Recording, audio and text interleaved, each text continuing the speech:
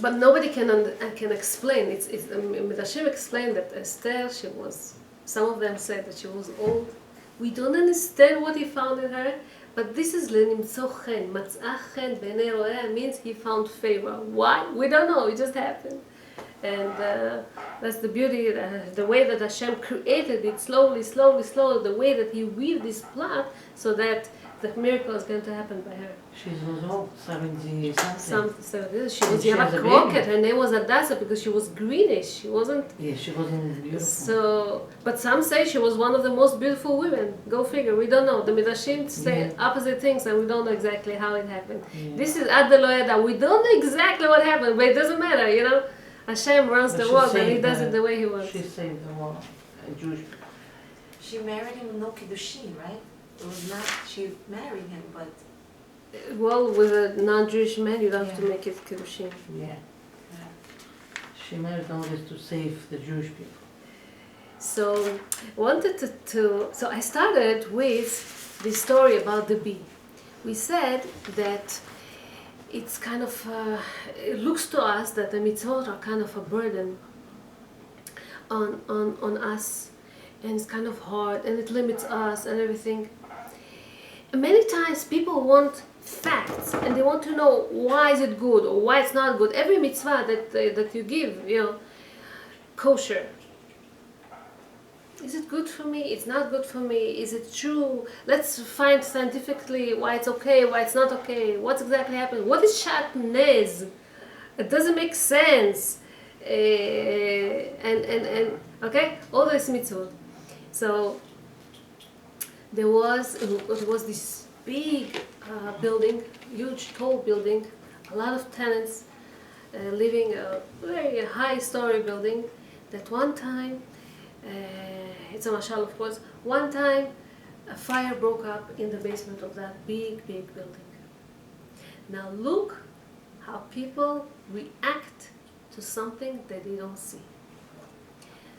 The fire broke up in the basement. They didn't really see the fire. Okay, so pedestrians that saw some kind of smoke or something that comes out from the basement called already the fire engines, okay, to come and take care of the building. But the people that were living inside that building, everybody reacted differently. So this fire happened to be at midnight. Most of them were already fast asleep.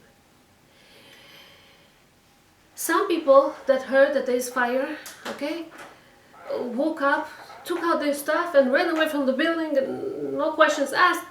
Whatever they could run away, they ran away. Some started questioning. So this tenant from the third floor says, "Who said that there is fire? I don't see any fire. Okay, I'm in my bed now. I want to sleep. Leave me alone."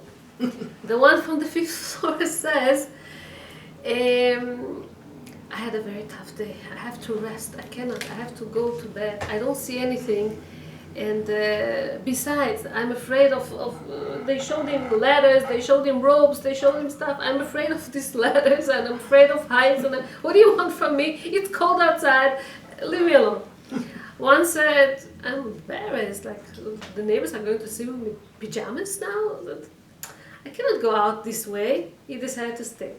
One intelligent guy, who was a student at one of the universities, he was a scientist, and he's like, "Wait a second, let's find out exactly who says that there's a fire. Who saw flames? Who saw fire? Nobody saw. Okay, there's something down there. Okay, it doesn't reach me anyway. Number one, maybe it just this dragonfly, not dragonfly. There's fireflies that have lights. Maybe it's a I don't know, a big amount of these fireflies that came, and this is what you saw." And then some say that there's smoke. Who said it? Maybe because you think that there's a fire, psychologically your brain starts to work and it tries to look for to smell there, and this is why you think you're smelling the smoke, and maybe and he starts to give all kind of his assumptions to Why couldn't be that there's really fire there? And this one say this, and this one say that, and another intelligent friends of his sees that he is not living, so he said, okay, if he's not living, I'm not living. And this is how all these people made these decisions. So some flee, ran away, some stayed. In Hebrew, it sounds nice. We say kulam nitzlu. In Hebrew, nitzal was saved, but from the other side, nitzlu is also got burned, God forbid. Whoever stayed, okay, didn't make it. Whoever ran away didn't make it. How come? How come people answered? How come people acted differently, to this kind of a situation? So some people, when you tell them that there is a mitzvah that's called family purity, some say, okay, whatever it says, we have to do because... But some will say, wait a second, can you prove me scientifically that it's true, that it's healthy, that it's beneficial, that it's healthy, that psychologically it will improve my marriage life, that it will improve the children. And I didn't even talk about the children yet, how it affects the kids. B'ezrat Hashem next time. So people are going to look for that, but hello, you're losing meanwhile these important things. There was this guy that was going on a ship for business, okay, and his ship broke up, okay, sunk in the water. So he swam as much as he can. He was holding this beam of wood until he reached some kind of a shore. He came to an island. Never knew of this island, far, far away island, never heard of this name, never heard of this place. He comes there, interesting in this island. He sees a lot of diamonds on the floor, on the ground of this island, and nobody picks it up. And he's like, are you crazy people? Why don't you pick it up? He said, we have so many of them. He sees that people step on them, they don't care about it, it's like sand for them, they don't care. But in far, far away lands, wherever he came from, this diamond is very valuable. Precious stones and diamonds. So smart people, okay, would collect as much as diamonds as they can in bags, in suitcases, in boxes. They collect as much as they can, so that once, B'ezrat Hashem, they'll get out of this island, they'll sell it. And you know what they can buy with this in their homeland?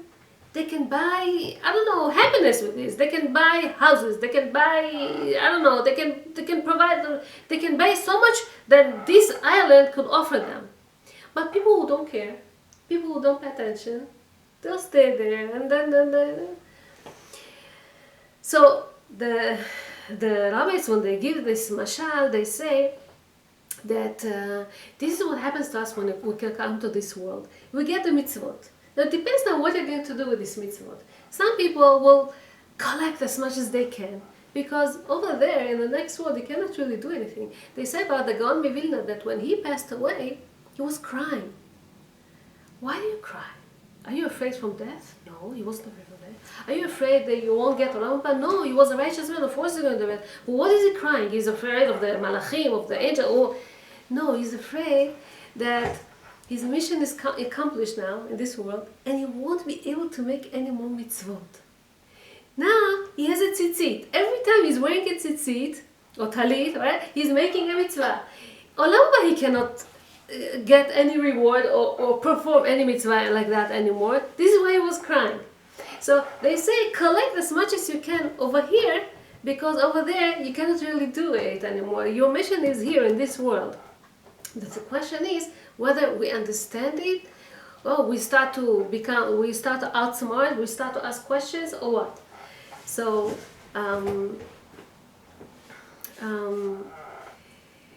if we have doubts about anything, okay, about this mitzvah or the other things, this is the time that we're supposed to inquire. We're supposed to clarify these questions for us. Don't leave it open. Question, ask your rabbi, ask your whoever you ask questions. They will give you answers. Don't leave it open, okay, and therefore not to get answers. So. If you pass by next to this person that's standing on top of a cliff and you're afraid that he's about to fall, what are you going to do? Save him? You're going to cry out, stop, don't do this, hold it. You're going to hold him in your both, the two of your hands to make sure that he's not falling, to make sure that nothing happens to him. You cannot just ignore and continue going and say, good, okay, he has a problem, right? When we see people that are not sure or they don't know laws of Shabbat, of family purity, of kashrut, of others, our obligation is to go out there and to help them out. Baruch Hashem, you heard these classes many times. I gave these classes many times.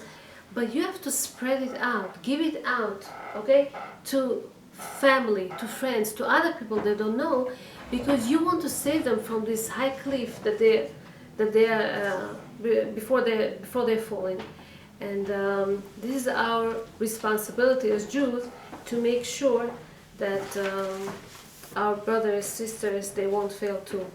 So, Yetzer Hara is trying to make it look like it's hard and it's a burden, and why do you need this for?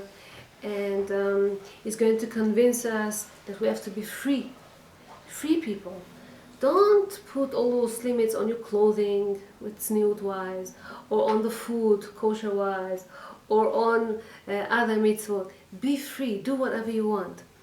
But we say, no, we say that our obligation is to do mitzvot and to fulfill it and to collect as much as diamonds as possible, okay? Because with this we're going to answer HaKadosh Baruch Hu in the next world. Next week, Be'ezrat Hashem, we're going to start learning the halachot already, because till now it was just hashkafa, just understanding about this. Next week, Be'ezrat Hashem, laws and all the questions that you have, Be'ezrat Hashem. Thank you so much. God bless you. Thank you. Amen. Okay.